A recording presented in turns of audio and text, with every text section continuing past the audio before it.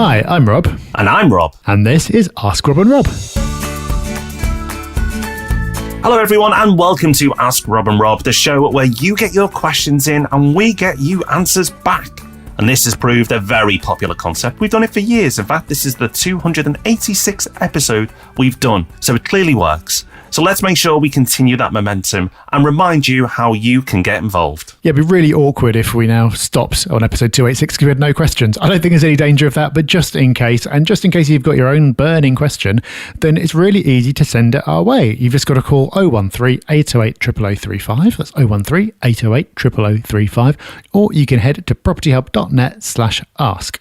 Either way, you can just leave us a voicemail with your question and we will get an answer back to you in good time. That's what we're about to do now for Amelia. So let's have a listen to her question. Hi, Rob and Rob. My question is about how to find good deals in a booming market like now. My strategy is buying, refurbing and refinancing to try and recycle some of my money. But I'm finding that properties that need work are selling for how much they're worth done up and selling so quick right now. I can't even get an offer in. Is it a case of finding properties off market through leafleting and postcards and things like that, or buying at the market rate in the hope that I can refinance higher, or just wait it out till things calm down a bit? I'm finding it quite frustrating as I really want to press on with my investing, but I'm struggling to find suitable properties. Your thoughts and advice are much appreciated as ever, and sorry if this question's been asked before. I'm still in the process of catching up on all the podcasts. Thanks very much. Thank you, Amelia. Yeah, it's an interesting time right now. The market is very, very strong. And I can understand why you're frustrated. I think the part that's not going to work is just waiting for things to calm down a bit. There's certainly a lot of momentum right now. And of course, at some point, it won't be like it is right now. But from all the signals that are out there, it seems like this is the start of something that's going to go on for a little while. So what do you do? Well, you have to accept that the market is strong and the market is booming in certain areas. And while that can be seen as coming with more risk, it can also be seen as an opportunity as well, or a safety net. Because if property prices continue to boom, even if you are not getting much of a deal right now, and you buy, you may have the extra cushion that your property price may just go up anyway, because you've bought it.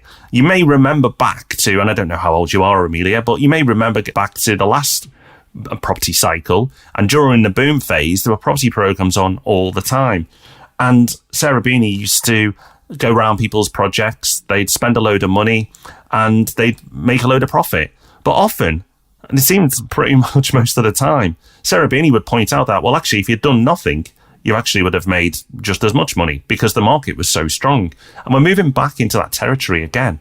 Now, that may not be for you, and you may not want to operate in those market conditions. So possibly you might want to adapt your strategy accordingly. But the market is doing what it wants, and it's not going to do what it wants for you. So you either have to adapt or accept it. I know it sounds pretty harsh, but I think it's important to say it. What's worked in the past won't work now, but you can operate differently in a boom market. That's right. And I don't think there is a magical source of properties that you haven't found yet. You've talked about going off market and leafleting and things like that. And yes, those can work and they can work in any kind of market, but you're not suddenly going to unlock a whole supply of property that had previously been unnoticed. Properties aren't just flying at the moment. That includes those that are already ready to move into in the owner-occupier market, and those where there is work to be done, which is what you're looking for, because more and more people are getting pulled back into the property game by what's going on. I'd say you've got a few choices here. So one choice is that you do just stop and wait for things to cool down. But as Rob said, that's probably not a great idea because who knows how long that'll go on for. The second option is you have some change of strategy. I don't know what that could be because I don't know you. But again, like Rob said, the market is the reality. And so you need to find a way to adapt and work with that. The third option, if you believe that this isn't just a temporary thing and the market is going to carry on as it is for several years, then carrying on as you are can work because it means that you're having to pay more to get in. But as long as you're buying in at a reasonable market price and you're overpaying, then you're adding some kind of value. You should then be able to do the same thing and still refinance and get some of your money out again. The key is to make sure that you are indeed getting in at a reasonable price and you're not getting into a total bidding war and ending up paying over the odds. So it comes down to a couple of things. It comes down to your views on the future of the market And it comes down to your ability to find another way of operating that works in the current market conditions. So it's not an easy market to operate in at the moment with that strategy, Amelia, but hopefully you'll find a solution that works for you. Fingers crossed, Amelia. Let's see if we can help out Nancy. Let's listen to her question. Hi, Rob and Rob. This is Nancy from the Northwest. I live in the Merseyside region, and I wanted to ask about freeports, the areas that the Chancellor had outlined, and whether there are any tax breaks or benefits in investing in these areas.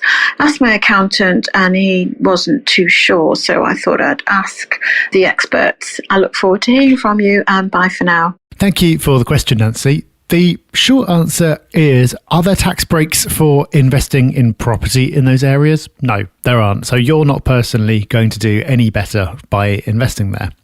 But there are tax breaks for companies doing business in those areas or opening up there or expanding their operations there. So it's possible that areas that are free ports will do better in terms of capital growth and rental growth because more people will be attracted to those areas. More jobs will become available, paying higher wages, and therefore create the conditions for property in those areas to do better than other areas that aren't free ports. I would say, and this is just opinion, that they probably will make some kind of difference, but it's not going to be dramatic. So if you happen to be planning to invest in an area that is going to be a free port anyway, then great. That's a little bonus, and that means that your investment may do better than it otherwise would have done. But I don't believe that these schemes are significant enough that you'd want to base a whole investment strategy around it and specifically seek one out as an investment area when you wouldn't previously have done so. That is just a personal view though, and clearly we don't know what the future is going to hold. But hopefully that helps you out a little bit with your investment decision. So thank you, Amelia. Thank you, Nancy. I hope you found that useful. And I'm sure you'll find the podcast, the property podcast, useful on Thursday when we're back. And of course, you can join us same time, same place next week on Tuesday for Ask Rob and Rob. So until then, take care, have fun. Bye-bye. Bye-bye.